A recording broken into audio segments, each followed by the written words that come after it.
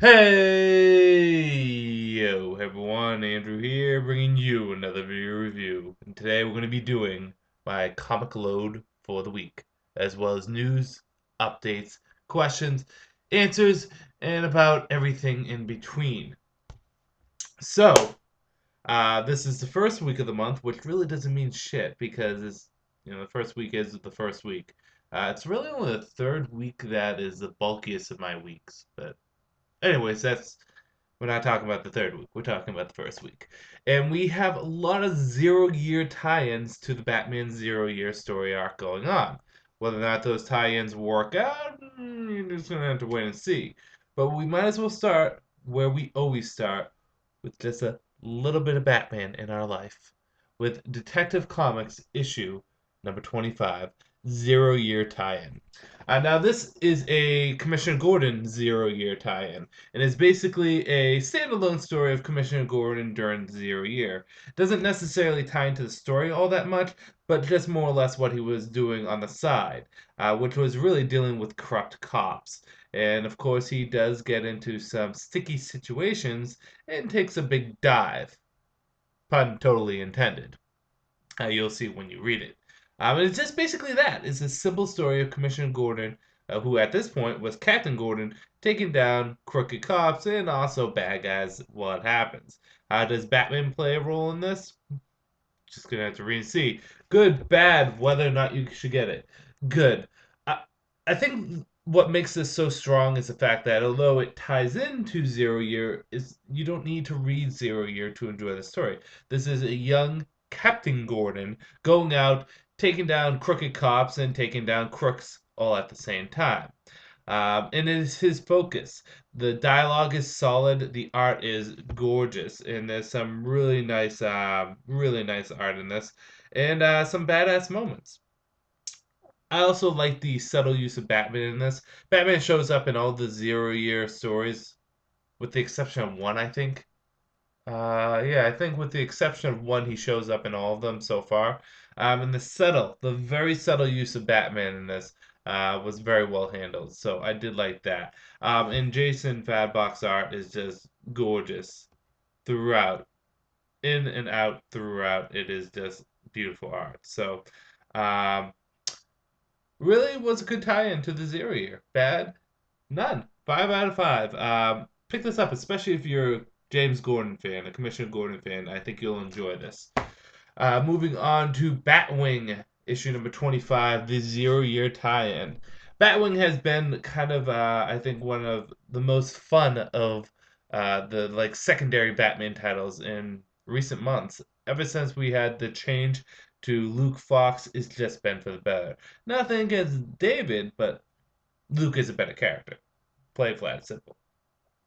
In the what, like 6 issues we've had him, he's been that much more enjoyable. I forget what was the 2-page spread gatefold cover issues were. I think they were 18, but I could be wrong. Anyways, I was pretty pumped to see how they would actually incorporate Luke Fox into this. Zero-year Luke Fox. How are we going to do this? And basically, this story tells of Luke helping out a friend and really kind of making that friend come out of his shell, defend himself when he's getting bullied, so on and so forth. And it's also Luke showing how much of a badass he is, even at a young age. Again, the Batman shows up in this in a very subtle way, which was very nice. But, well, maybe not a subtle way. He has a little bit more of an impact in this than he did in the James Gordon one. But still, fact of the matter remains is he shows up. Good. There's some pretty downing emotional parts, especially when the kid's getting picked on, which is pretty sad. Pretty damn sad. I think there's a good voice for Batwing in this, Luke Fox. Some good action scenes, and the Batman was utilized well. Bad, I think the major bad is in spoiler alert. You've been warned.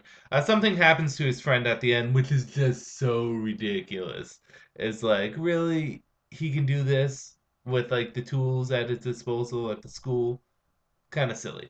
But on a whole, it was a good tie-in and a fun story dealing with Batwing. 4.5 out of 5. Oh God, itchy contact. Moving on to the next Batman title, and again, technically considered Batman title, Batman Superman issue number 5, which is actually, the whole thing is read on its side like that. This is starting the new story arc for Batman Superman, which is technically considered to be in the current day.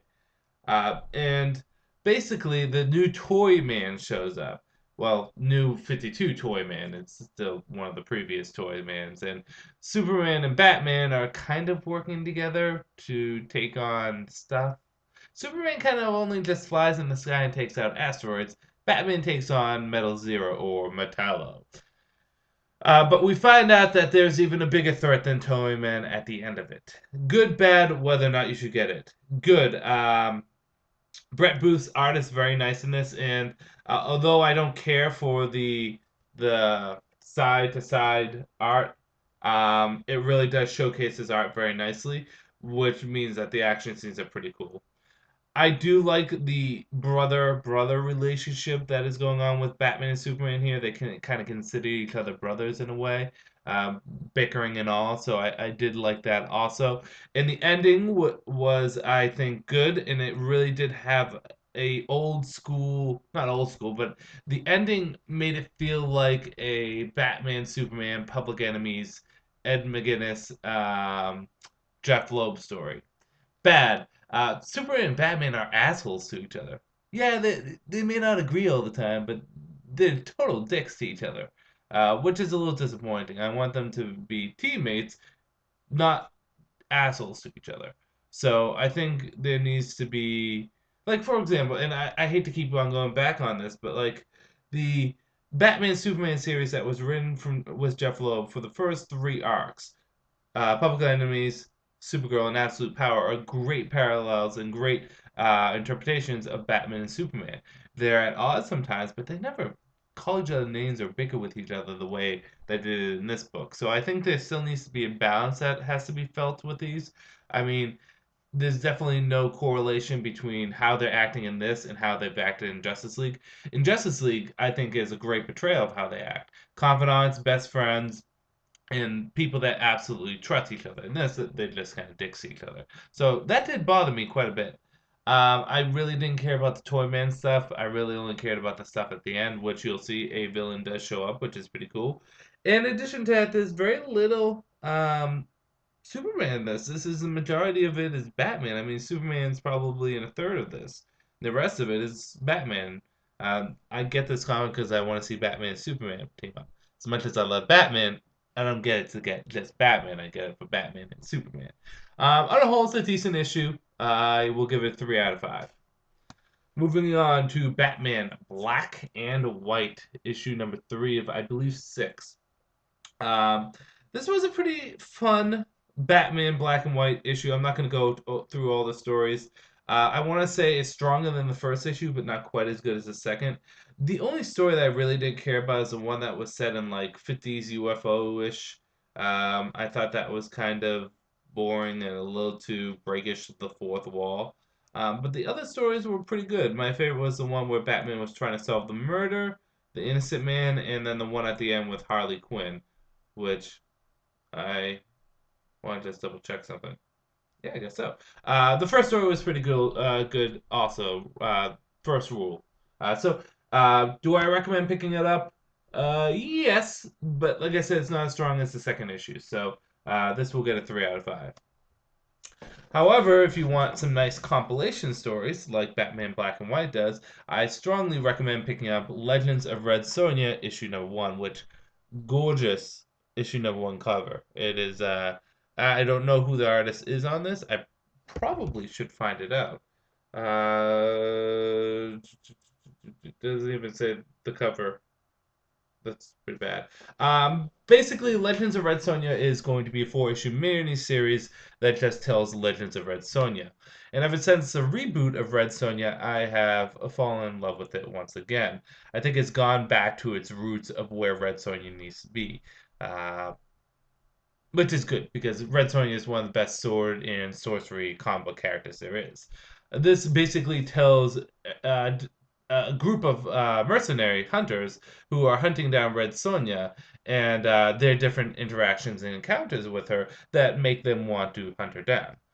This is a really fun issue and was surprisingly better than what I thought it was going to be. It's a shame that they don't continue this on as just kind of a ongoing, but again, does Red Sonja need another ongoing? I have to say, does she need it? No, but would it be good? Why not? Because Queen Sonja towards the end was better than Red Sonja. Queen Sonja was a good series, a really good series that I thoroughly enjoyed. This I will give a 4.5 out of 5. The only thing I disliked about it is that the last story was a little weird, and while it was fun, I felt as though it was. I don't know, how could I say? It was fun, but I felt as though it could have done a better job explaining what happened. I mean, it's the last story is about a girl that summons a giant octopus and Red Sonja has to kill it. Yes, but exactly what's going on? Why does this girl summon it? So on and so forth. Other than that, it was really good. Pick it up. If you do not know anything about Red Sonja, it would be a nice place to jump onto it too. Swamp Thing issue number 25, The Battle Between the Cedar. So the annual was about Swamp Thing gaining new powers and abilities and taking on the Cedar. This issue is the actual battle, and boy, oh boy, is it a battle, which leaves at quite a cliffhanger. And it's just that it's all fighting between the Cedar and Swamp Thing. I'm gonna leave it at that. This is a 4 out of 5. Really fun, really enjoyable. What I really do like about this series is the tone and feel that is coming from it, the atmosphere that is being delivered.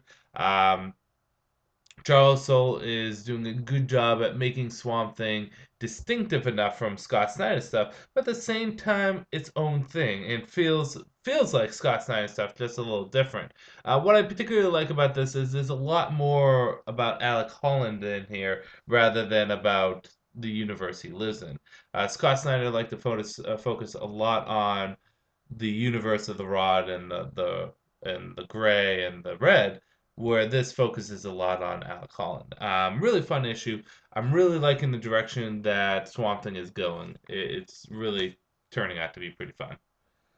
Moving on to something that's really fun, Forever Evil tie-in, kind of. Trinity is Sin, Phantom Stranger, issue number 13. Phantom Stranger versus The Question, which is plain, flat, and simple. That is Phantom Stranger versus The Question, with kind of a twist at the end that involves Pandora and the Justice League. But which Justice League? Good, bad, whether or not you should get it. Everything's good about this. I'm gonna give this a 5 out of 5 right now. What I really like about Phantom Strangers is a great character analysis of, well, the character. At first, I was a little iffy on him being Judas of Caesarea, but who gives a shit? Like, Phantom Stranger is a relevant character. He's a character. He's not just a dude standing there spouting up prolific stuff. He's actually a character. The deep, raw emotion that comes from this comic and the intensity is just overwhelming. And in particular, the end had a nice twist at the end, which I am looking forward to again and again. The use of magical characters throughout the DCU, like Question, Zorro, the little puppy dog, Sin Eater, the Constantine, Pandora, and many other people, is very nicely done. And while this may be technically a Forever Evil tie-in, it's its own standalone story. Um, so I felt as though there's just so much raw emotion in this, and the question is just becoming more and more interesting as we go. So I'm curious to see what happens with him. 5 out of 5. Moving on to Captain America issue number, what are we on? 13. Wow. So Captain America is again back in the regular world, but he is coping heavily with his son being killed and his lover being killed, and yeah, um, basically what happens is, you gotta feel bad for Captain America because Captain America has really just had the shittiest experience. His lover, who he considers basically his wife, shoots and kills his surrogate son, and then she dies. kind of screwed up. While it's going on, God, this is bad because one of you guys told me his name. I just don't care about him. Nuke, I guess. Let's say Duke Nukem ripoff. Uh, Shoot. Yeah, I'm just gonna go with Nuke because I really don't remember what this dude's name is. A crazy American terrorist dude is running amok, and Shield needs him to be taken down by Captain America so that America doesn't look bad. I mean, Captain America is pretty much the freaking spokesperson of America. He should take down this dude so we can say like, America's not associated with him. We're associated with this guy right here. They need Captain America to do that, and the Falcon helps out too. Good. I do like the fact that Falcon shows up in this. I may not be as up on my Marvel mythos as I am with, well, about everything else, but I do know that Captain Falcon, show me your moves. Captain America and the Falcon have worked together multiple times and that they're good teammates with each other. And I feel as though he was a good choice to have be in the story arc with Captain America. I also like the subtleness of Jet Black being in this. She's not utilized too much, but just enough to remind us that she is there. The action scene was good and the fighting is fun. And I felt as though, on a whole, the dialogue was good. Bad is that in the beginning there's stuff with Nick Fury Sr. and Dim Dung Dugan, I think his name is. Um, First of all, I'm surprised they used Nick Fury Sr. It's almost like they're trying to write this guy out for Nick Fury Jr. because he looks like Samuel L. Jackson, only a little bit bigger. Um, I'm a little surprised by that, but I really didn't care about this shit. Like when this shit was going on with the Shield agents, I just didn't give two shits. I really didn't. Like, is that bad? Which is another reason why Marvel should just reboot this stuff because they're trying to add in different Nick Furies to make everything fit, and it's just such a mess. On a whole, though, putting that aside because that's continuity, and we're not talking about continuity here. This was a really fun issue. This gets a 4.5 out of 5. The only thing I really didn't care about the Shield agents at the beginning. Zero Year Action Comic issue number 25. So this is a 1 0 year tie-in that I'm pretty sure did not have any inclusion of Batman at all.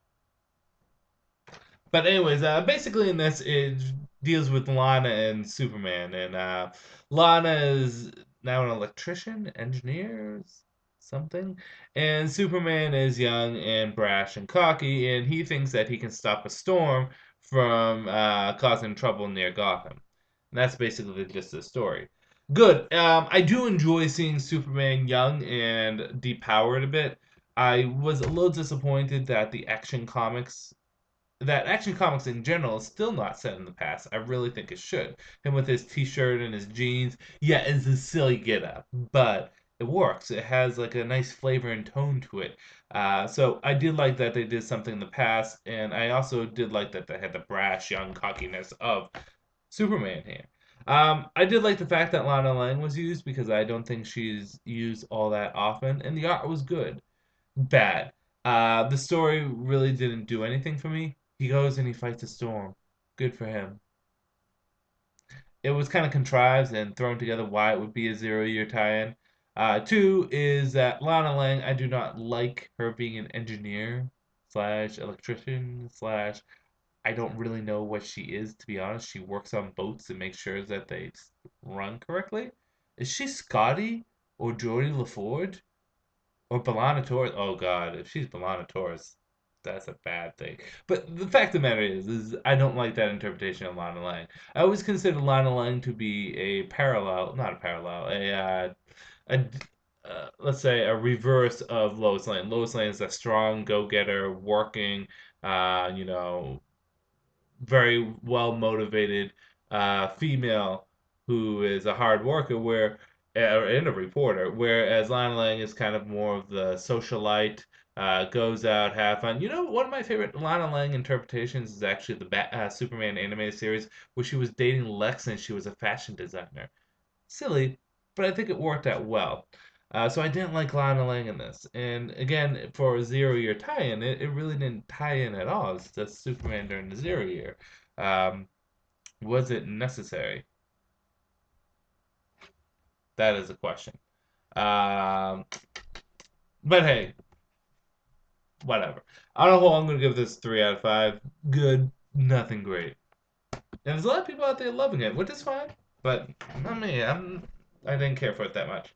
Superman Unchained, issue number 4. Boy, it's been a while since we've had this. Nearly a month and plus, a month and a week or so. Basically, there's 3 stories going on in this. One is Superman and the Wrath taking on Russian robots that have red sunlight bullets. Okay.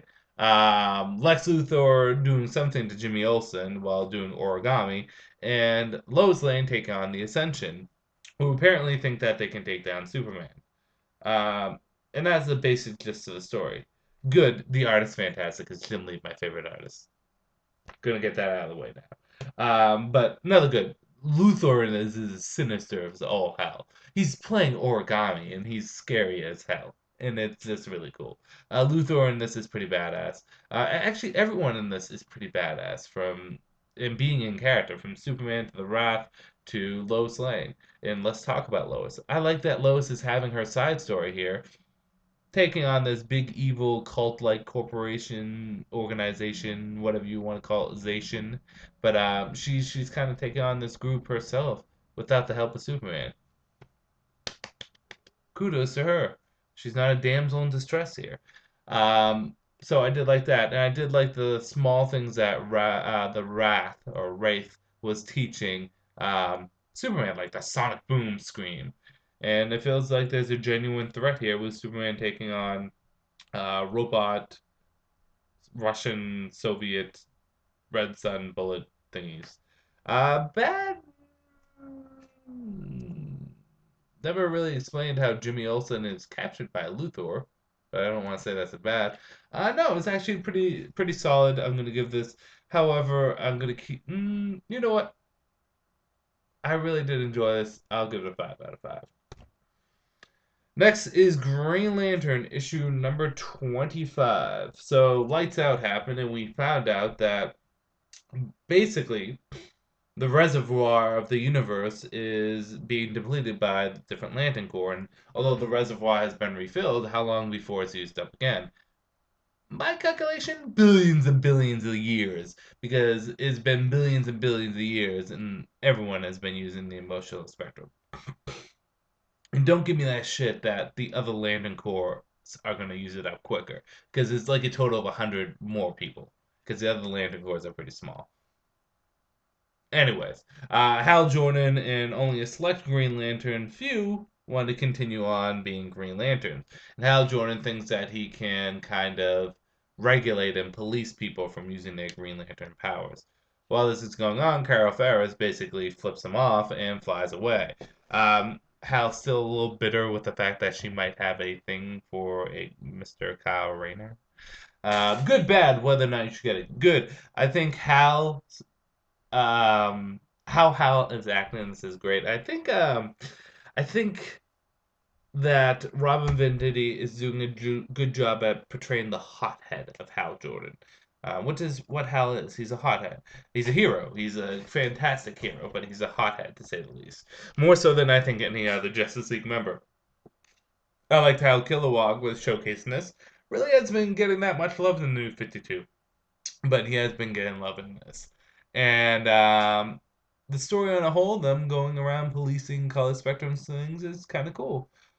Bad, like, really, Carol Ferris is kind of a bitch in this. Like, I understand where she's coming from, and I don't complain. I don't disagree with her, but she's just, like, coming off as a super bitch. She has been coming off as a super bitch towards Hal Jordan since he's come back to life.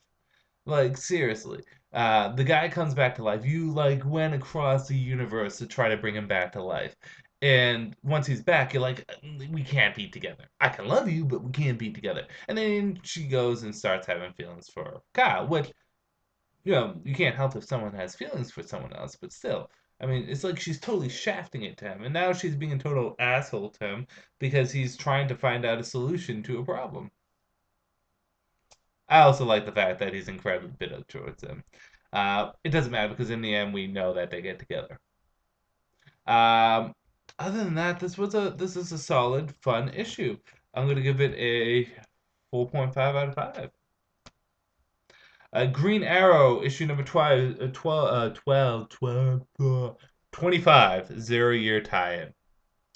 So the basic gist of this is Green Arrow returns, and as he returns, some shit is going down in Gotham. More or less, his mother has gone to Gotham. Has Green Arrow's mother really been in the comics that much? Um, so Green Arrow's mother goes to Gotham to help out in Gotham, and he goes there to save her. While this happens, Killer Moth shows up in his first DCU New 52 appearance, and Batman shows up to help out. Good, bad, whether or not you should get it. Good, I do like of course, the art is great in this. And I felt as though Green Arrow had a more logical reason for going to Gotham than Superman did. So I did like that. Batman and Green Arrow interacting with each other here is pretty funny too. Bad, again, like Superman, it's nice, but is it necessary? Uh, his reasons doesn't seem quite as contrived, but does does Green Arrow really need to go to Gotham? Where the hell is Ollie's mother? Am I missing something? Because I do not know where she's been for the past 25 issues. Uh, but that's about all that's bad. It's a good issue. I'm gonna give it a 3 out of 5. At the end, Roy Hopper shows up, which is nice. Um, Fun issue. Kind of took a step away from the beaten track, so a beaten path. So I don't know how I feel about it there, but still good issue. Earth 2 issue number 17. Boy, did this leave off on a cliffhanger last issue with the return of Superman being controlled by Darkseid. And the first thing I thought when I saw Superman, which was a fantastic cliffhanger by James Robinson, the passing of the guard, it is now done by Tom Taylor. Um, the appearance of Superman at the end was a great cliffhanger. The question is this a Superman that has been created by Darkseid, or is this legitimately the Earth 2 Superman being possessed by Darkseid? Because if you think about it, Batman is clearly dead. We saw him get blown up. We saw Wonder Woman get stabbed by Steppenwolf, but wasn't Superman sucked into a boom tube? I don't know about you, but if you're motherfucking Superman, and not just that, Earth 2 Superman, who is stronger than the regular Superman, and almost every continuity he's stronger than the regular Superman, a boom tube's not going to kill you. So I have a weird feeling that this is actually legit Superman. And it's Earth's heroes versus the Superman. While this is going on, Red Tornado's put online, who's really a character from Superman's past. Big twist there. In addition to that, the new Batman of Earth 2, cocks up a plan to keep Superman busy. Good, bad, whether or not you should get it. Good. Oh, the twist with Red Tornado is just fantastic. Batman releasing who he's going to release on Superman is pretty darn cool of a concept. Superman is just absolutely tearing through everyone in this, and Earth's heroes scrambling to stop him is just awesome. Superman is just look at him. Just look at him. Oh my god. 5 out of 5. Get it. This comic is great. The only thing I could say that's really bad is I feel as though some Earth heroes are missing. Like, I could have swore, like, ooh, like Hawker. Where the hell is Hawker right now? I feel like someone else is missing. Whatever. It's still good. Um, I was comfortable with the hands that James Robinson was leaving this in. I'm really, really curious on where it's going from here. It's awesome. And then finally, we end off on Forever Evil issue number 3. So a few things happen in this. One is we see the bad guy team kind of come together. In that we see Lex Luthor team up with Captain Cold, team up with Bizarro, team up with Black Adam, team up with Black Manta. So we kind of see that happening. We get a full explanation on what happened to the Justice League, which I think was a great explanation on how one, Catwoman's Batman and Cyborg were able to survive. Two, what actually happened to Justice League. And three, despite the fact that Superman was under the weather, how the Crime Syndicate was actually able to defeat 3 Justice Leagues, which in all logic they shouldn't have. A lot of expedition dump here, a lot of explaining happening here, which is good because we really need it. Bad. The only bad I can think about is if you're not reading Justice League or any of the Forever Evil tie-ins.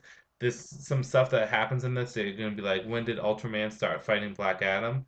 But besides that, it really is a great comic, great issue. 5 out of 5. I'm thoroughly enjoying this more and more each day. Now on to my Andrewcutter picks of the week, which is tough because this is a solid week. I think I feel as though I'm getting less and less comics under 5 stars and 4 stars because I'm starting to weed out the comics I enjoy and the comics that are good. But let's get to it. Coming in at number 3 as my pick of the week is Forever Evil. Like I said, this is turning out to be a really fun event that I'm just latching on to. And I felt a lot of explaining was done here that need to be explained. So that. Number 2 is Phantom Stranger. This comic is just so good, and I was skeptical of it when it first happened, when it first came out, but it is just a really good comic. Um, Pick it up. Uh, I especially like the twist at the end with, oh, fine, I'll say the Justice League Dark. Shit's gonna happen. And finally, Earth 2, number 17. This is just this book is just great. Great Elseworld book and great everything. Characters are, you know what? And Ann Nocenti's art is so good that I'm actually starting to like Jay Garrick's costume, which was just a horribly atrocious costume. But by the way, where is Green Lantern in this? Maybe that was the other one that just suddenly disappeared. Because I could have swore he was in the battle beforehand. Did he just disappear on Superman? In any case, this book is just good, just so good. Okay, put those down there. Shit. So yes, let's see what else has been going on.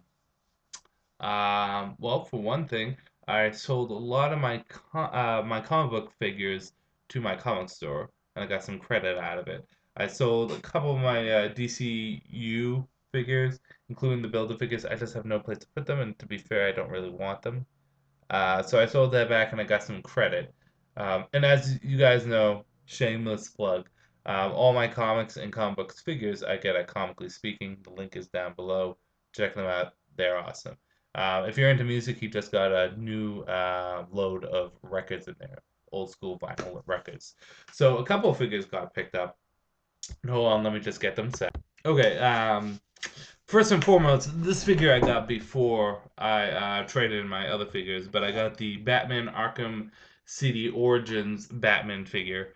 I beat Arkham Origins, by the way. It was a fairly fun game. Not my favorite of the Arkham games, but aesthetically is definitely, I think it took steps in the right direction to kind of differentiate itself from the mainstream DCU. I felt as though Arkham City still tried to be very comic bookish without being comic bookish, but um, I think this did a good job at differentiating itself. You know what I was really impressed with is the voice acting.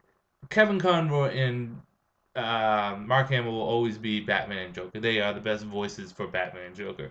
But these guys did a good job at trying to be Kevin Conroy and Mark Hamill. The Joker in particular sounded a lot like Mark Hamill. Was it perfect? No. But you know what? You're not going to have these people forever. You got to get different interpretations of these characters. But I thought the voice acting was very good for them. But the game was very enjoyable. I beat it for now. I'm currently playing Sonic Lost World. Once I'm done with that and Assassin's Creed Black Flag, I'm going to go back and do all the side missions. But I wanted to get the Batman figure because, let me put the light on, maybe this will help. The figure itself is just a really gorgeous figure. It looks like they literally grabbed it from the game and pulled it out. I also liked how they did the underwear on the outside and made it actually pull it off really well. Really cool looking figure, and I wanted to add it to my Arkham figure collection, which is up there, or my video game Batman section. Next thing and I'll just stay there. Next thing is I got a couple figures for the trade-in. So I traded in probably like 20 or so figures loose, plus some build the figures I just didn't need. So I got one, two, three, four, five things. First and foremost is I got the loose Mortal Kombat Johnny Cage figure, little, literally loose. This is the exclusive, not exclusive. This is a like 1 in 20 figure that's hard to get. I figured I have Scorpion, Raiden, and Sub Zero up there. I know they released Liu Kang, um, uh, Jack, and who else? Nightwolf, but I haven't picked them up. And I think Baraka. I'm thinking about picking them up later because people are not buying them and they're going down in price. But the Johnny Cage figure is kind of hard to find. Really wanted to get it. Might be doing it in a split pose, but again, I really loved the Mortal Kombat game. All the figures have been good so far. The only thing about the Johnny Cage figure that looks weird is the face. I'm not gonna lie, the face looks a little off. But again, really wanted to get that figure. Next on the list was I got one of these minifigures of Donna Troy, these little statuettes. I've been missing my girl Donna Troy, who is one of my favorite comic book characters of all time. Unfortunately, she is one of the missing characters from the DCU, and I just saw it. I had a little extra money on my credit that I got in for the trade-in, so I said, you know what, screw it, I'll get Donna Troy. So really cool figurine of Don Troy. Put it with my Wonder Woman section. There's not enough Don Troy out there, so there you go. I'm gonna just put this up, and I'm gonna have to get a trash just to put all this stuff in. Next figure I got was the DC Comics Unlimited Aquaman New 52 figure. Still in package. I'm gonna bust them out soon.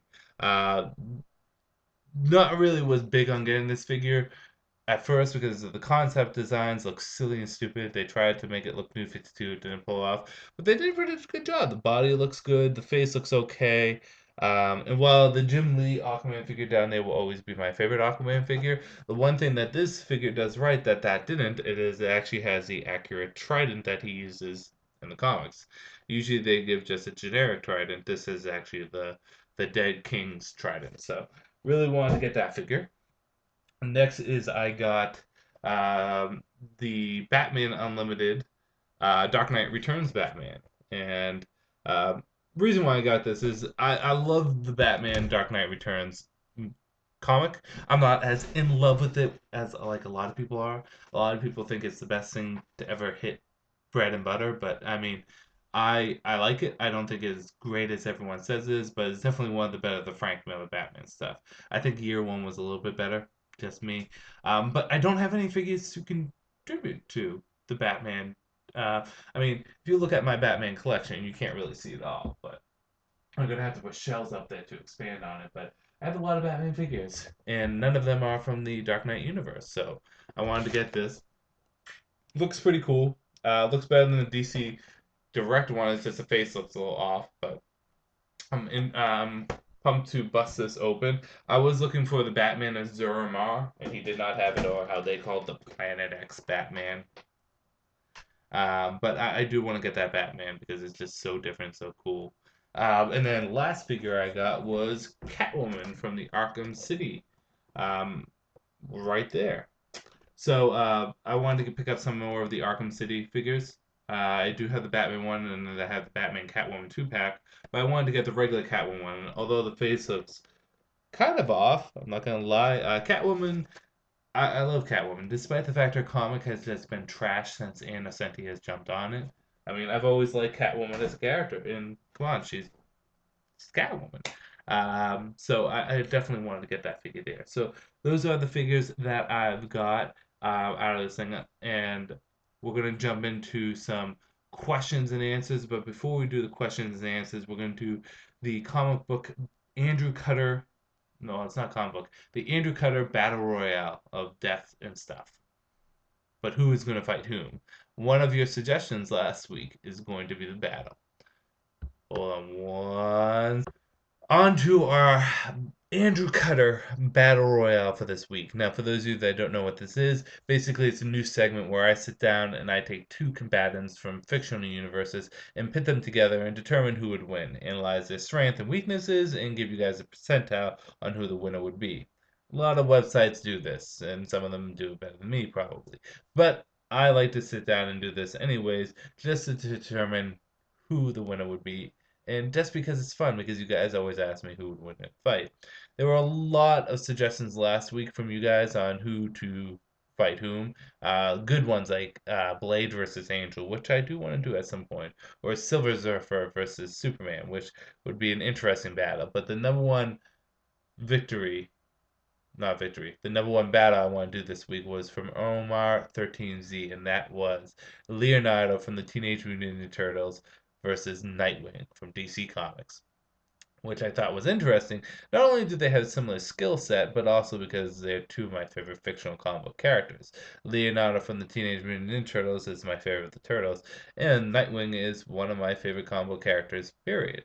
So let's get down and break down the analyzation of their strengths, weaknesses, and the X factors that might help determine who the overall winner is going to be. Leonardo. Leonardo is the leader of the Teenage Mutant Ninja Turtle and the eldest of the brothers. He is a reincarnation of his feudal Japan self, and he is a master at ninjutsu, which was taught to him by his father, Master Splinter. His main weapon of choice is his dual-wielding swords. They're kind of a cross between ninja blades and katanas. They have a special name to them. I forget what they called, but anyways, that is his main weapon. However, he does have a variety of other ninja weapons like throwing stars, daggers, and ball and chains and other stuff that ninjas would use. But primarily, his weapon is the swords, the two swords. He's also a skilled hand-to-hand combatant. If Michelangelo is the fastest of the turtles, Donatello can take the most beatings, and Raphael is the strongest, well, Leonardo's the most skilled. He is the best when it comes down to just overall skill, hand-to-hand combat of his brothers, and also the use of his weapons. He is the most well-trained. He's the most studious of the bunch.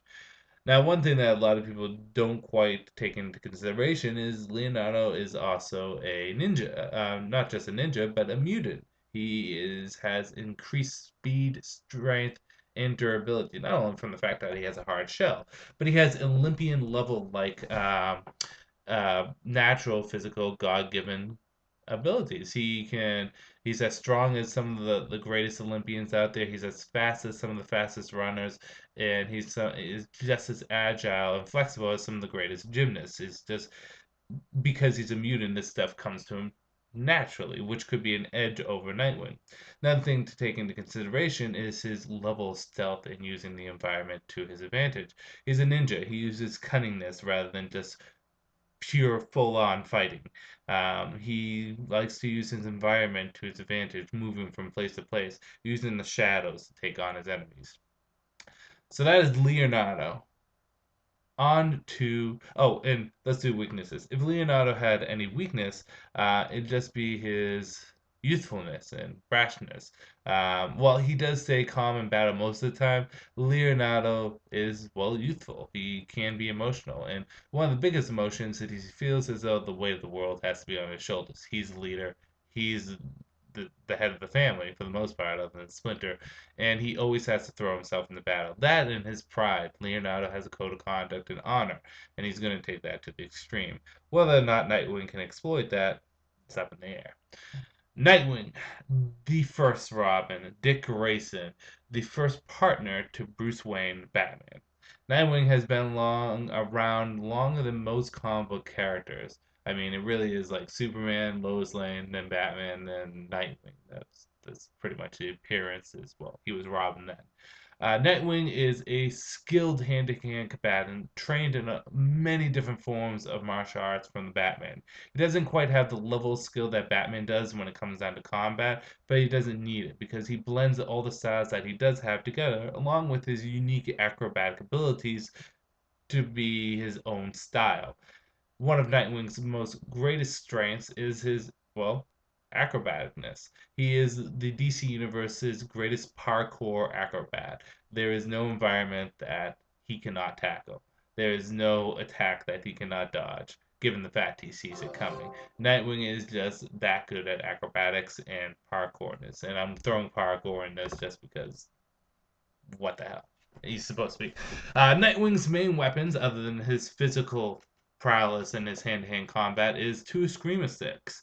While he is proficient with many different other weapons, like Toonfas or bow staffs, his Screamer Sticks are what he enjoys to use the most. The Screamer Sticks have various different functions to them. Most importantly is they can be electrified. But not just that, he can use them in melee combat or even throw them as a ranged weapon. He has all the standard Bat family tools such as batarangs, grappling hooks, grapple guns, smoke pellets. I'm not going to go through the list. Basically, anything Batman would have in his utility belt, Nightwing has in his utility gauntlets. Yes, utility gauntlets. That's where he keeps most of his stuff because he doesn't actually have belts. So that is some of his equipment. Another thing that's important that Nightwing does have is night vision.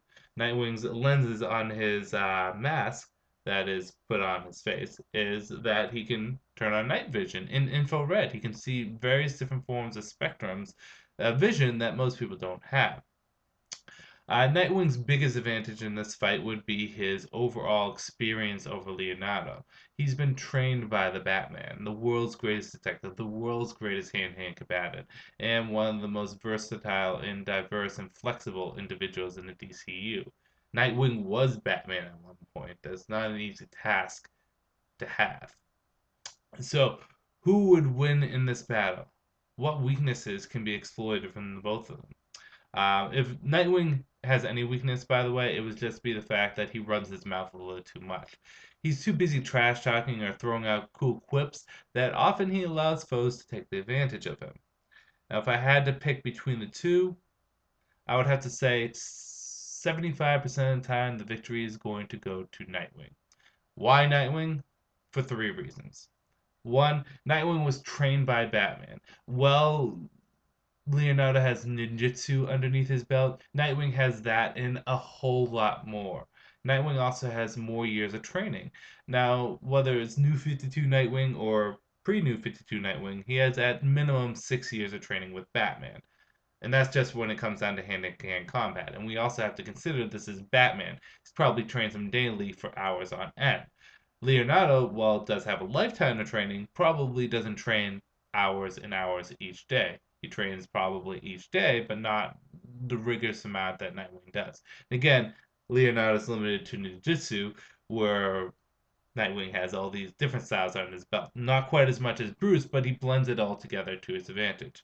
Two is while the strength and durability and even speed goes to Leonardo, the flexibility and ability goes to Nightwing. Nightwing's better when it comes down to maneuvering and when it comes down to environments. As good as Leonardo would be able to match him when it comes down to using his environments to his advantage, Nightwing would just use it quite as much too.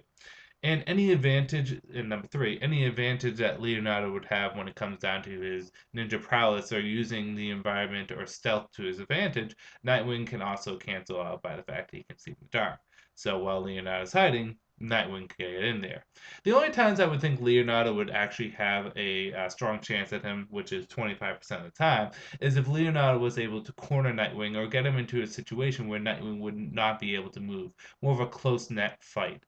Despite the fact that he uses swords, which are longer range melee weapons, I feel as though if Leonardo was able to cover or smother Nightwing, he would get the distinct advantage because of his strength and durability. In a straight on fist fight, Nightwing would not win. If it came down to raw power. Although Nightwing is more skilled at him, Nightwing would need to keep his distance to keep Leonardo off balance, which would be no easy task. But if, Leonardo got him in the corner and it started coming down to pure brawl, and I truly think Leonardo would take it there. But that is just one situation. Leonardo would have to corner Nightwing. Catching Nightwing is like trying to. Well, catching Nightwing kind of sucks. Uh, Nightwing is that nimble and acrobatic of an individual. So there you go. That is my Andrew Cutter Battle Royale for the week. Winner of a 75 percentile goes to Nightwing. He's that skilled and that diverse. He has too much to his repertoire that gives him the advantage over Leonardo. So, on to news, updates, questions, and answers. There's not much to say in range of news or updates, in my opinion. If I'm missing stuff, I'm missing stuff. As for my own personal updates, video game wise, like I said, I beat Arkham City, which was a fun ride. I'm not going to get into that again. I'm playing Sonic Lost World, which at first I didn't like, but it's starting to get better and better. You have to be consistent with it. The controls you get used to after a while. I'll give my final opinion on that when I get to it. Now, I'm currently at the Pokemon League with Pokemon Y. However, I have about 2 weeks to beat that game because I mean catch them all too because Link Between Worlds is coming out. There's a lot of stuff coming out. I think Mario 3D World is coming out soon. So this is basically going to be the order of the games that I'm going to play during November. So scratch off, we're going to talk about console games. Scratch off Arkham City because it was taken care of. Arkham City Origins. I'm going to take out Sonic Lost World next. By the time I'm done with Sonic Lost World, I'm going to have a gap, a window in between, probably Mario, when Mario comes out. I don't want to jump into Assassin's Creed just yet because I want to play Mario first. After I'm done with Mario, I'm going to probably play Assassin's Creed. And once it goes down in price, I kind of want to get Deus Ex, the Wii U version. But there will also be handhelds. I still have not beat Mario Luigi Dream Team. So my goal is to play Pokemon as much as I can, collect as many Pokemon as I can, and then when Link Between World comes out, play that, beat that, and then go back to Pokemon, collect all the Pokemon in that game, and then once I finally complete my Pokedex, I will stop Pokemon for a while, complete Mario Luigi Dream Team, go back to Pokemon, finish that off, and then go back to playing Scribblenauts Unmasked. And I do have a lot of Wii games on backlot that I have to play, like Red Steel 2 or Real Steel 2. No, it's Red Steel. Sorry, Red Steel 2, Mad World, Lego Batman 2. I have to finish Punch Out. So there's a couple Wii games, regular Wii games that I still have to complete. But and not just that, there's a ton of Xbox games I have to complete. I have to complete Bayonetta, Devil May Cry 1 through 4, um, Metal Gear Solid 2, 3, and Peace Waker, and also Metal Gear Solid Twin Snakes. But those stuff I'm not worried about right now. I'll get to that when I get to them. And also Batman Dark Tomorrow, which is just sitting there. So I have a lot in the range of video game stuff that I have to complete. I'm also thinking about rearranging my room bed. As you can see, I'm still in the process of getting everything up and rolling. What I'm thinking about doing is putting 2 shelves above my Batman shelves to put more Batman figures there. Because right now they're all crammed up. Um, and I'm thinking about putting my posters over there over my Power Rangers stuff. But still working on my room. Been doing a lot of drawing lately too. Sounds a little silly, but I like to draw my D&D characters and all the different D&D characters. So I've been trying to get that down, editing, taking old pictures and refining them. That makes sense. Like for example, let me pull up some pictures. Maybe I can show you one. I've been taking old pictures of characters and kind of touching them up. One of which is Angelus. I took an old picture of Angelus and I redid it. And let's just see if I have the old picture here online. I do. So I will show you the first picture, which is right here, of Angelus. This is how it originally was set up.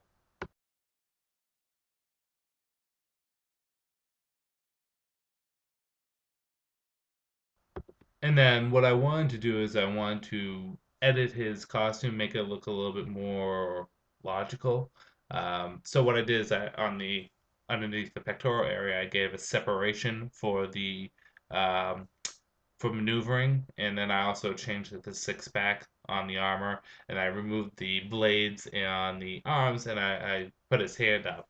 Again, just subtle things. And for those of you that don't know, Angelus is my level 40 main character that I play with, who is just epically broken beyond belief. But I made him exactly what I wanted to make him. And in D&D, I took 2 classes that usually people don't play the most, but he's a I'll get into his classes later. But anyways, here's the refined version. This is the updated version.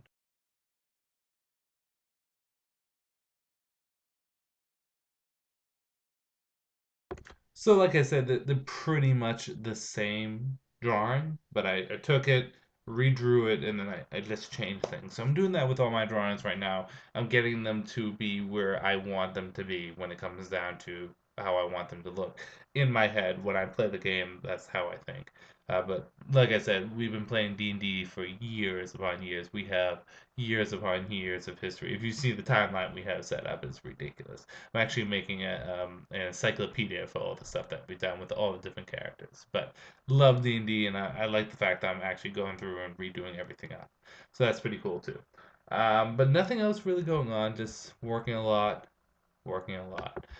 Let's get on to the questions and answers, shall we? And we have a lot less questions and answers this week, which is fine. We'll start with Diablo 0034. Question for you, Andrew. If you had the opportunity to reboot the DC universe, what changes would you make to characters, history, and continuity? Also, would you try and make a new character, such as a villain, hero, and supporting characters? That's a huge loaded question. Um, I like where the new 52 reboot is right now. There would be a few changes that I would do.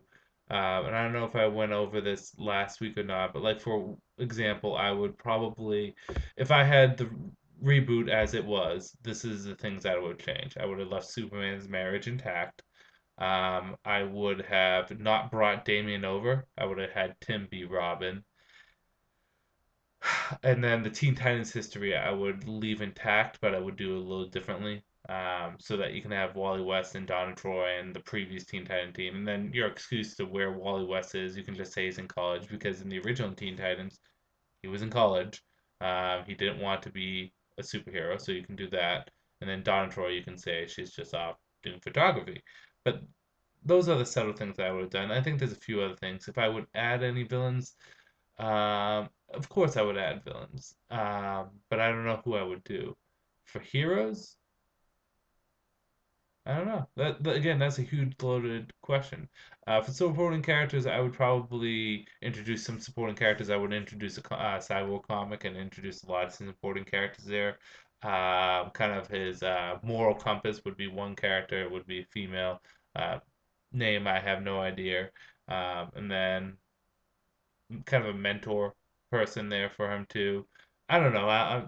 This is a huge loaded question, but those are the subtle changes I would to the new 52 is I would not have Damien be Robin because it messes things up too much for the Batman history. I would have Tim be Robin instead, and I'm sure a lot of people would be happy with that. And then I would have kept Superman's marriage intact, and then I would um, include the new Teen Titans history in there. P.S. I hope you writing. I hope you're writing, and I'm wrong. I hope you're right, and I'm wrong about DC planning to kill off and replace the current Superman. I'm sure they're not going to come off because they have Marvel been jumping on to the Superboy comic. And it's Superboy, sorry, I didn't mean to say Superman. Caped Detective Andrew, who's smarter, Batman or Lex Luthor? An interesting question because see the thing is Batman and Lex Luthor are kind of tied for the spot of the smartest man. Batman is Lex Luthor is technically smarter in that he technology wise he is smarter, but when it comes down to detectiveness and reasoning, I think Batman's smarter. And Batman's probably a little bit more adaptive they're different kinds of smarts. Batman's a strategist. Lex Luthor is an inventor. Plain, flat, and simple. So I would say they're tied. And then the third place goes to Mr. Terrific. Soul Drum 86. Hey Andrew, since we have three Batman Arkham games, which other DC character do you want to see get their own game next? Good question. Someone talked about the end credits of Arkham Origins and possibly having that become a game. The character that shows up in that would be pretty cool. That's kind of tough. A Superman game would be pretty cool, but you need to find a way to make his powers work in it. A Flash game would be pretty cool, but I mean, he's super fast. What are you gonna do, Sonic the Hedgehog kind of style? Again, it's kind of tough to determine what kind of game I would do. You don't want to do a Batman family game because it would be too much like Batman. I would do, to be honest, I would do something. Okay, if I'm doing a character, I want to do someone unique. Let's do Swamp Thing. Let's just go with it. Go with that. But honestly, I think my opinion of doing a Superman game similar to Arkham City would have been good, and then just have the sun be blotted out and red sun things all around. Superman starts off with no powers, and eventually, as you destroy those red sun inhibitors, he gains more powers back. That'd be a cool game. But Marvel Ultimate Alliance #1 is, I think, one of the best Marvel games there were. And DC tried to do that with DC Justice League Heroes, and it just didn't work. I think DC should do a game like that and just make it work. Moving on, Omar 13Z. Hey Andrew, I just watched the Flashpoint Paradox, and it got me wondering: when Flash stops himself from saving his mom, does he go into the New 52 universe when he gives Bruce the letter from his father? Does that mean that that point in time hasn't happened in the current continuity, considering that they had their current costumes and knew each other enough to have a deep moment like that? Maybe I'm overlooking something. Explain to me exactly what do you mean by that current point in history hasn't happened. Flashpoint happens, and then what happens is it unhappens. Only faded memories of Flashpoint happen. So I think when he gives that letter to Bruce, he gives it to him in year 6 of the DC universe. I hope that answers your question. I'm not sure if it does. Um, Poppy Nacho. Hey, Andrew. While I agree evil Superboy shouldn't be able to take on everyone, the reason why regular Superboy matches him is when they touch, their psyches connected and allowed regular Superboy to see all the memories of evil Superboy and get his skills. Yeah, that's something I overlooked. I still think it's stupid though. Uh, Mr. Nacho, I agree with you. You are correct. I still think it's stupid because he should not be able to destroy the Justice League like that. And then technically, wouldn't that make Superboy one of the most powerful beings in the universe right now? Because technically, if he went up against the Justice League because he defeated that Superboy, he should be able to take on the DC universe. I don't know. Nick Lenz, hey Andrew, 3 questions for you. First, what if the Gotham Butcher and the New 52 Wrath team up to take on Batman and Calvin Rose in a crossover story? Yeah, it's possible. I don't see the reason why the Butcher would team up with anyone. He seems like a loner, but it's reasonable. I could see that happening. I don't think it will, but it's not illogical. Do you think Argus team is like some modern day version of Team 7? Yes, just with less personality in there. Team 7 had a lot of characters in there. Argus team is just basically Steven Trevor with his people that he points in the right direction. How come Deathstroke has not shown up that much since his ongoing series ended? Um, I would want to say just because they don't want to overuse him that much. Deathstroke has shown up in the Teen Titans book. He's shown up in Forever Evil. He just doesn't have his own ongoing anymore. I think he's shown up enough. Probably, but I mean, if I was to give a reason, probably just because they don't want to overuse him too much. Too much of a good thing can turn into a bad thing. And one other thing, the Basil Carl Clayface did show up in the Batman TV show. Did he? I thought it was the other one. Anyways, moving on. George Jones, Battle Royale suggestion: Leviathan versus Black Glove. Um, yes, I did not include that in my selections, but maybe I'll do that next time. Are either Batman is either Robin Year One or Batman Robin Dark Knight versus White Knight worth picking up? Year One is worth picking up. White Knight versus Dark Knight is not. It's not really a good story. Evil Mastermind. If you ran a supervillain team of 5 DC villains, who would you have on it? Lex Luthor as the brains. As the bronze, I would have Black Adam. Um, so Lex Luthor as the brains, Black Adam as kind of the brawn, and also a magical connection too. You would want someone who, I think. Let me just think, 'cause that's tough. Sinestro would be on there too. Let's put Solomon Grundy from Earth 2 on there. Oh, what was that, 4 people? Let's round it out. Let's just do it. Cersei. No, not Cersei. Let's do no Cersei's too. Let's do Arcane Arkham from what's this called? From Swan Thing. Hey Andrew, which is the best Justice League run to get into Justice League? I would have to say Justice League Origin, the the Jeff Johns run that's going on right now, or the Grant Morrison run from the '90s, which is great. Okay, and there was a couple suggestions for other battle royales: Blade versus Angel, Silver Surfer versus Superman, Doomsday versus Hulk, Green Arrow versus Predator, Leviathan versus the Black Glove. If you have a suggestion along with these as my next battle royale, go ahead, post it down. I will take it in consideration. Um, if you want to follow me on Twitter, my Twitter account is down there. It's up to you. Just saying.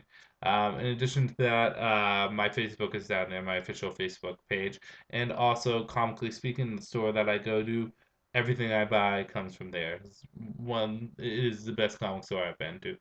Like I said, a lot of changes are happening. They're getting a new staff in there, and he's getting a lot more product in there too. He's just got an influx of product. So,